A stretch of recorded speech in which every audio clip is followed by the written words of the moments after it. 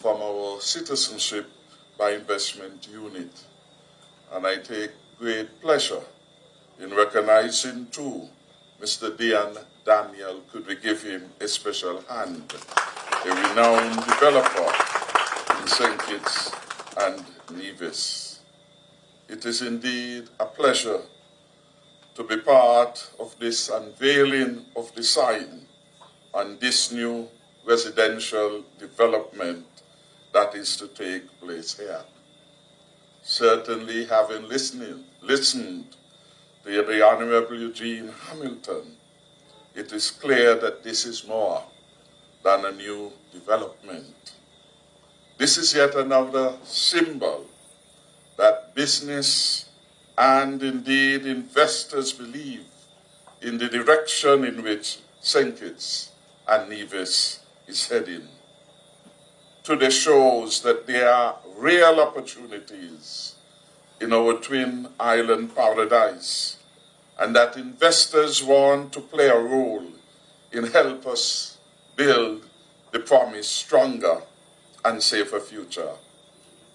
We are happy that leading the investment pool or the investor pool are our own local people, such as Deon Daniel.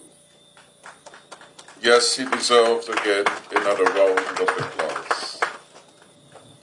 But Deon is just one example of local people who have decided that the time is right to invest again in their country. He joined TDC, and we heard Ms. Hawley spoke to their own residential development taking place at Joas.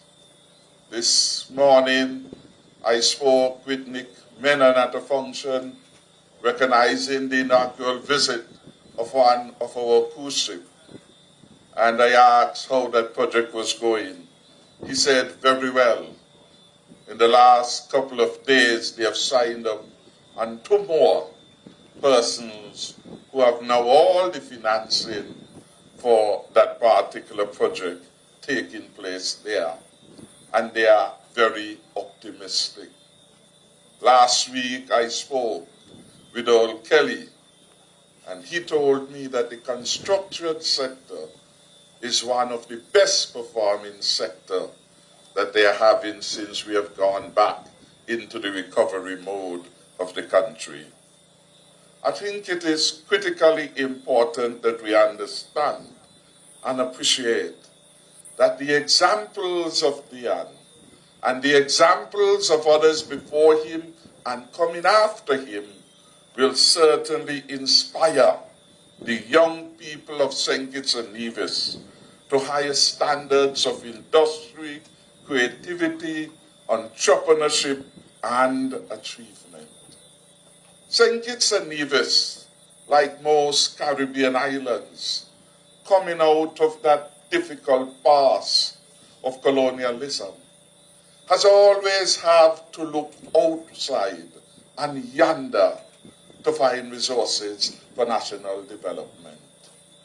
To me, today is significant because it reflects, in the very least, that here we are finding our own local patriots. Some, if we believe Mr. Isaac, have become billionaires, or at least half a billionaire. And they are willing and ready to invest in this, the land of their birth, so to add to the prosperity of our country. This then is an important moment in our trajectory for development. Always we had to look out and yonder.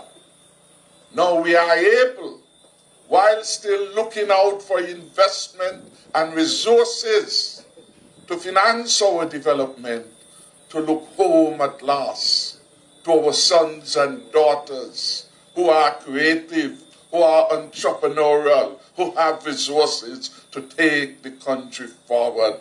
And this is a positive sign as we journey to the 40th anniversary as an independent nation.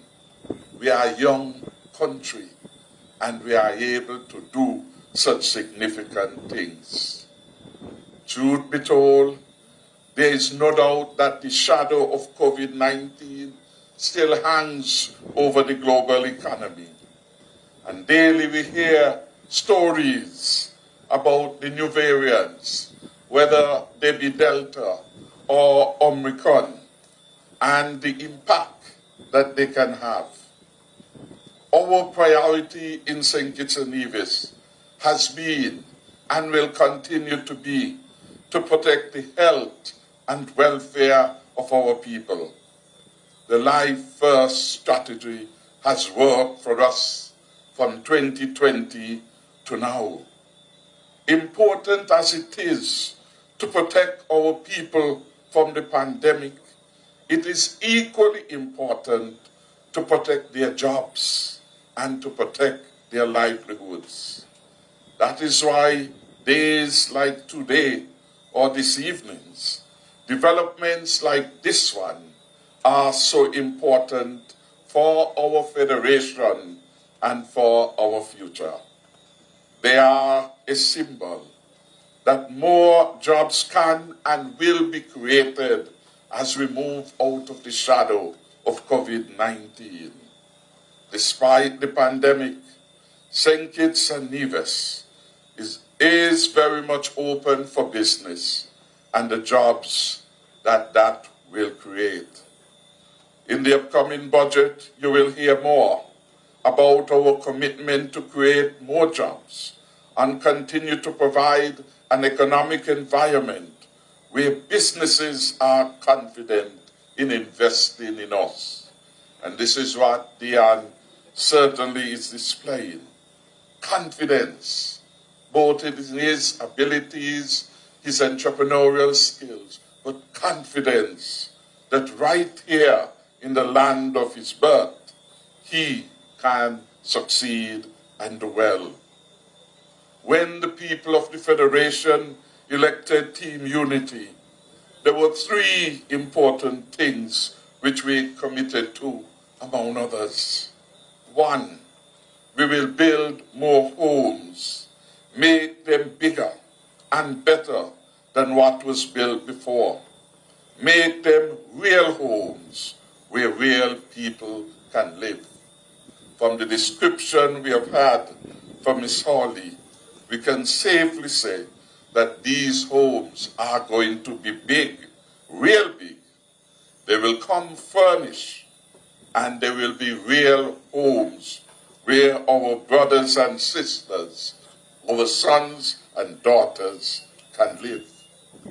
We pledge that we will create more jobs, make them meaningful jobs that deliver dignity and self-respect to the people here. And the third commitment I want to highlight is that we will create more opportunities for our young people and give them a real fighting chance to reach their full potential. As Prime Minister, I am determined to continue creating the climate for businesses to succeed so that these promises can continue to be delivered.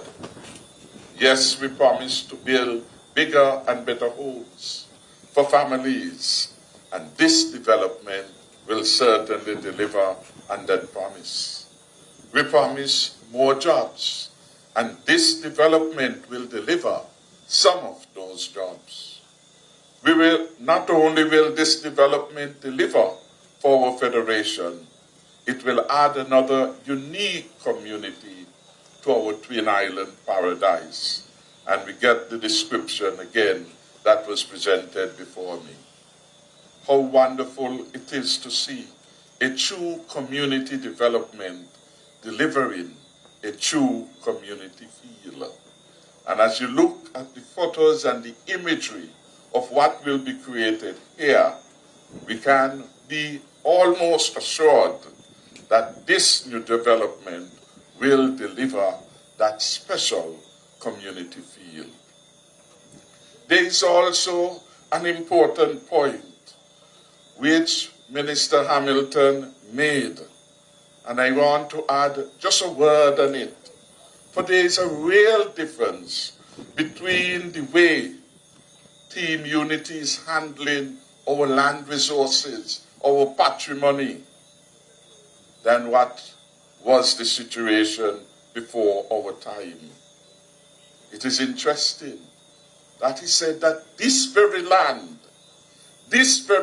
before Team Unity was forfeited to pay for the debt. Indeed, when we came to office, the debt that should have been poofed away lay at $767 million. $767 million of indebtedness for land. And it is still there, but we were told that it was poofed away. It is still there. And to date, my government has paid $202 million. $202 million to redeem this land, to redeem the land in Lodge Project over there, to redeem land in Sandy Point, to redeem land in number 4. It was poofed away out of reach of the ordinary people of St. Kitts and Nevis, poofed away from the small farmer, poofed away from the young man just leaving school, wanted a piece of rock. Team Unity now is redeeming the land so that our people can now have lands to build their homes and to have a plot of land on which their families can grow.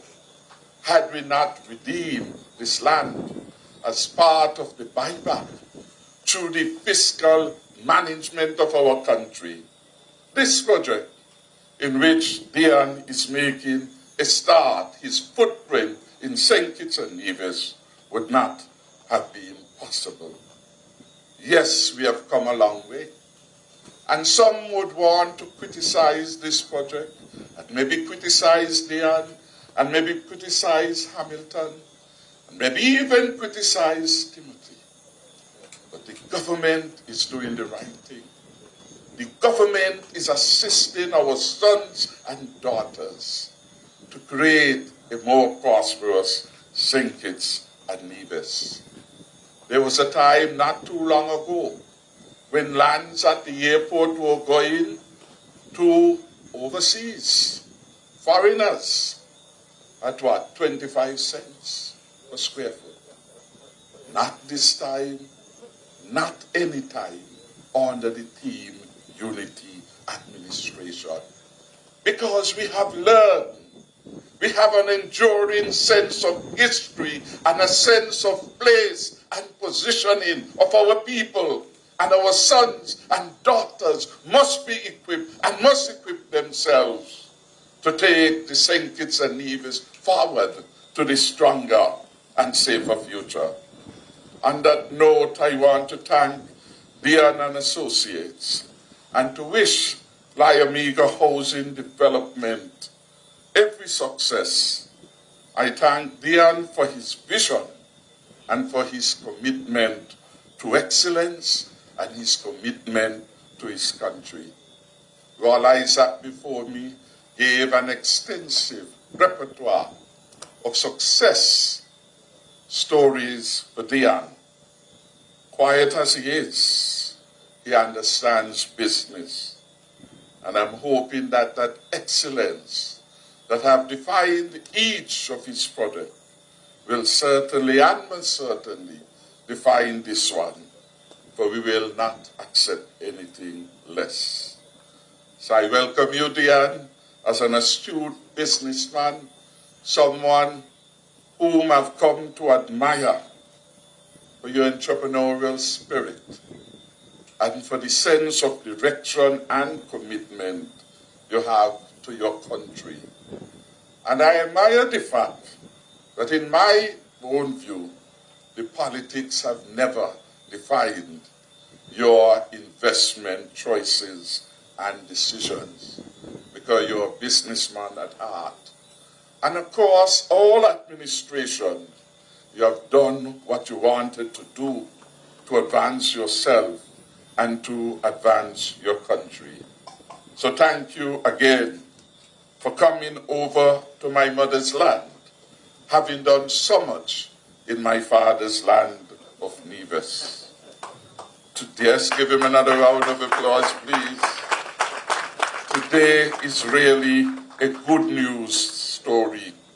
It represents good news for jobs and good news for people wanting a home.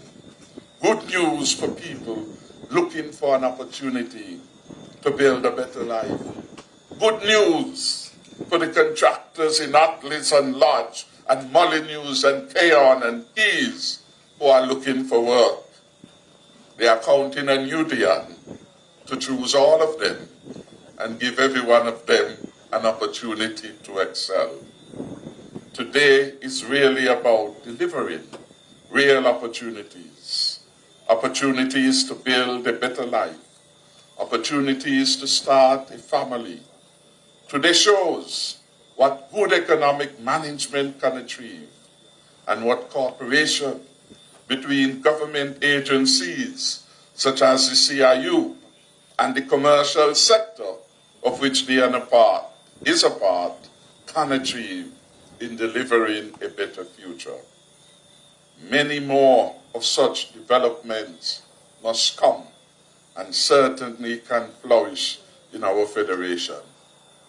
And I want to say, whatever support we give to Tennessee in its project, whatever support we give to Deon in this project, we are prepared to give to each and every one of our citizens in good measure, commensurate with their level of investment.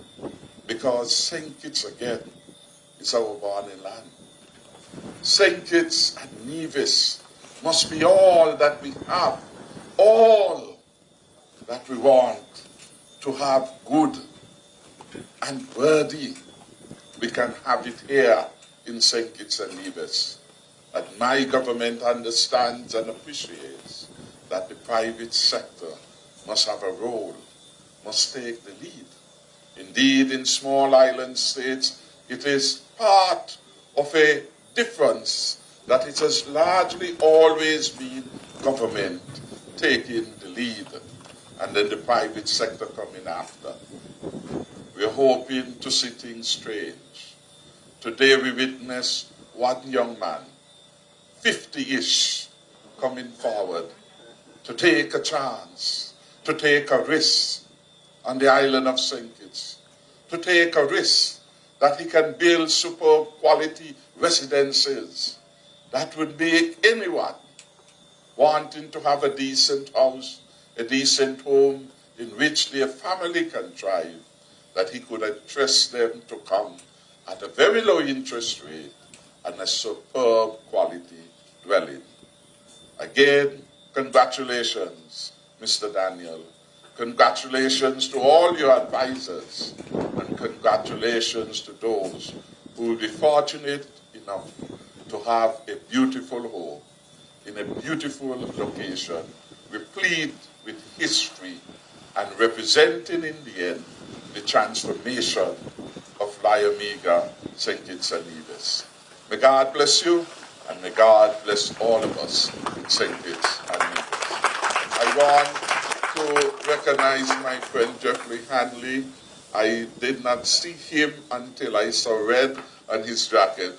So again, Jeffrey, welcome.